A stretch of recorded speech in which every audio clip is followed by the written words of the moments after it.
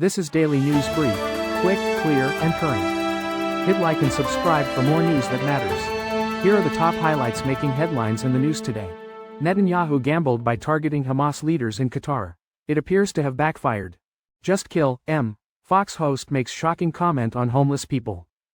RFK Jr. makes announcement after federal agents seize more than 600,000 illicit products.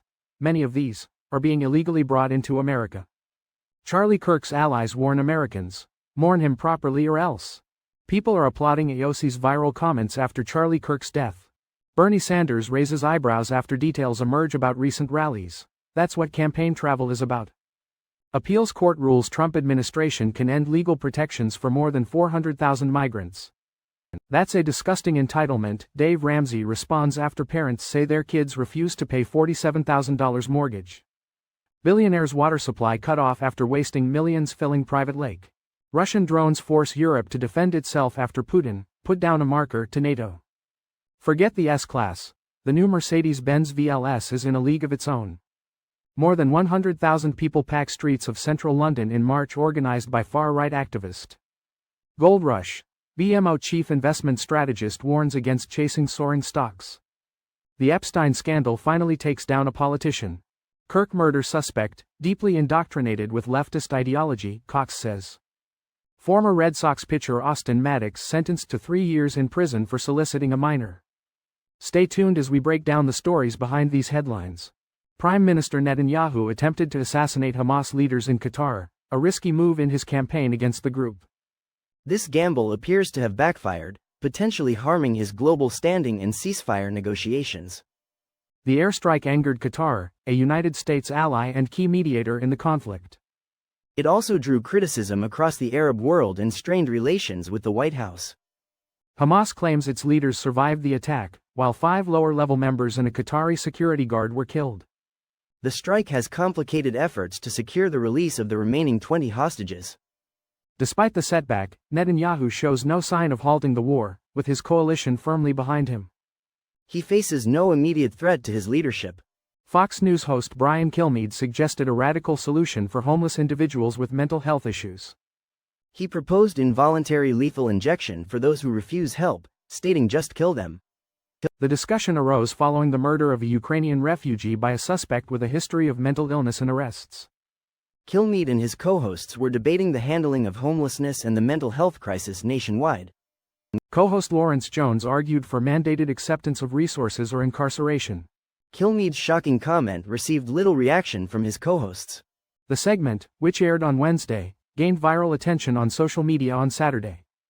California Governor Gavin Newsom responded with a biblical quote condemning indifference to the plight of the poor. Law enforcement seized 600,000 illegal vape products in a Chicago suburb.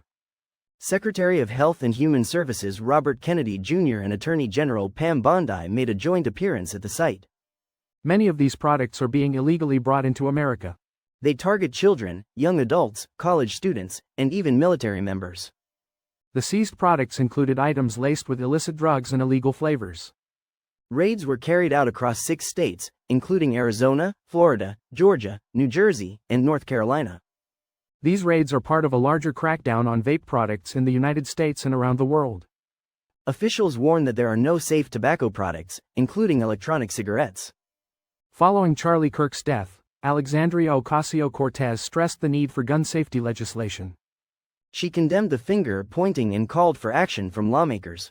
Ocasio-Cortez criticized those who vote against measures like universal background checks. She questioned their right to blame others for gun violence given their legislative record. Donald Trump blamed radical left rhetoric for the political violence. Some conservatives echoed this sentiment online. Ocasio-Cortez responded by highlighting the need to examine actions and records, not just words. She warned that Kirk's death risks further political chaos and violence. Senator Bernie Sanders spent $230,000 on private jet travel between April and June of 2025. These flights were used for campaign rallies across 24 cities. Private jet travel generates significantly more carbon pollution per person than commercial flights. Sanders also spent $19,000 on standard airline seats during this period. When questioned, Sanders defended his use of private jets. He stated it was necessary for efficient campaign travel. Sanders has supported policies that reduce pollution, like the Inflation Reduction Act. However, his use of private jets raises questions about his commitment to environmental concerns. A federal appeals court ruled that the Trump administration can end legal protections for over 400,000 migrants from Cuba, Haiti, Nicaragua, and Venezuela. This decision impacts Biden-era policies that provided pathways for these individuals to live and work in the United States. The court acknowledged potential harm to parolees forced to leave their families and jobs and return to dangerous homelands. However, the court prioritized the administration's right to end the program. The ruling allows the administration to end humanitarian parole while the lawsuit continues. Opponents argue that the decision harms everyone involved and breaks a promise to those who followed government guidelines. They plan to continue advocating for their clients. The Trump administration believes the Department of Homeland Security has the authority to revoke these protections. Robert from Texas asked his children to help with his mortgage after a flood and fire. His children, who have six-figure salaries, refused, citing Dave Ramsey's teachings. Robert explained he had supported his children through college and provided them with cars. He expected help given their higher incomes compared to his and his wife. Ramsey called this a disgusting entitlement. He clarified he does not teach children to abandon their parents in debt. Co-host Rachel Cruz noted Robert sounded resentful. She highlighted cultural differences regarding financial independence and parental support. Billionaire Steven Schwartzman transported water to fill a private lake on his United Kingdom estate. This occurred during a drought with water restrictions in place. Locals tracked water tankers to the estate and documented the activity. They estimated over 30 tankers delivered water daily. Southern Water banned further water deliveries to the estate. Schwartzman, founder of Blackstone, has a net worth of approximately $30 billion. He purchased the estate in 2022 for around $80 million. A Blackstone spokesperson stated the water was acquired legally. Russian drone flights over Poland mark an escalation, prompting NATO to respond forcefully. European allies are increasing support for Poland, including air defense systems. America did not contribute equipment to the recent defensive effort. Experts suggest Europe may have to handle its defense alone for the time being. Russia and Belarus claim the drones were not targeting Poland. NATO has launched Operation Eastern Sentry to address security gaps on its borders. Former United States President Trump has emphasized Europe taking responsibility for its own security. Polish Prime Minister Donald Tusk called for clearer communication from the United States regarding the incident. The Mercedes-Benz Vision V concept, or VLS, debuted in the United States last month. While it resembles a minivan, it seats only 4, emphasizing passenger experience.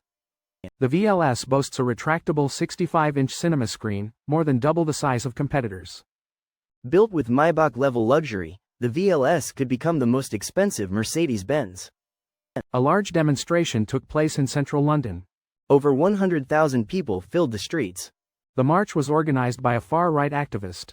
This demonstration attracted significant attention. The scale of the event raised concerns. Authorities monitored the situation closely. The march remained mostly peaceful. However, it sparked debate and discussion. Brian Belsky of BMO advises caution against chasing the gold rally in the stock market. He notes that recent outperformance is driven by momentum rather than fundamental factors. Belsky suggests maintaining current positions instead of increasing exposure to gold stocks. Gold futures continue to climb, approaching record highs near $3,700 per ounce. The iShares Gold Index ETF has almost doubled in value this year, largely contributing to strong TSX performance.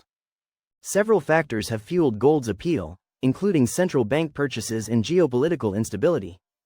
However, Belsky warns that the price momentum is influenced by macroeconomic rhetoric. He believes that concerns about interest rates, inflation, and tariffs have not yet materialized into fundamental realities. Peter Mandelson, the United Kingdom ambassador to Washington, was recalled after his friendship with Jeffrey Epstein became public. Mandelson wrote a message in Epstein's 2003 birthday book, the same book American President Donald Trump reportedly contributed to. Mandelson called Epstein his best pal and included photos of himself with Epstein's friends. The British Prime Minister, Keir Starmer, initially defended Mandelson, stating his friendship with Epstein was vetted. However, emails later surfaced showing Mandelson was not bothered by Epstein's 2008 conviction. He even offered to use his contacts to help clear Epstein's name. This new information led to Mandelson's dismissal by the Foreign Office. This marks Mandelson's third dismissal from government in 30 years, raising questions about Starmer's judgment. Tyler Robinson, suspect in the Charlie Kirk shooting, held left-leaning political views. Utah Governor Spencer Cox stated that Robinson was deeply indoctrinated with leftist ideology. A family member revealed Robinson had become increasingly political. This family member mentioned Robinson discussed Kirk's speaking engagement at Utah Valley University.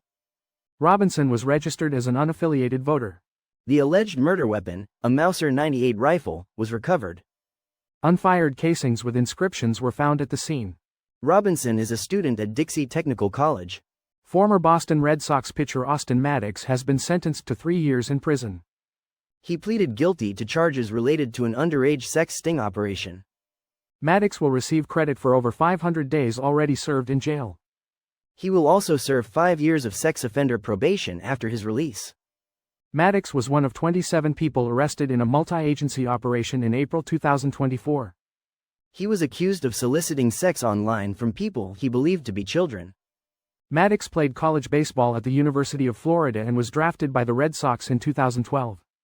He made his major league debut in 2017. Thank you for listening. Stay informed, stay aware, and join us again for more updates that matter. Until next time, I'm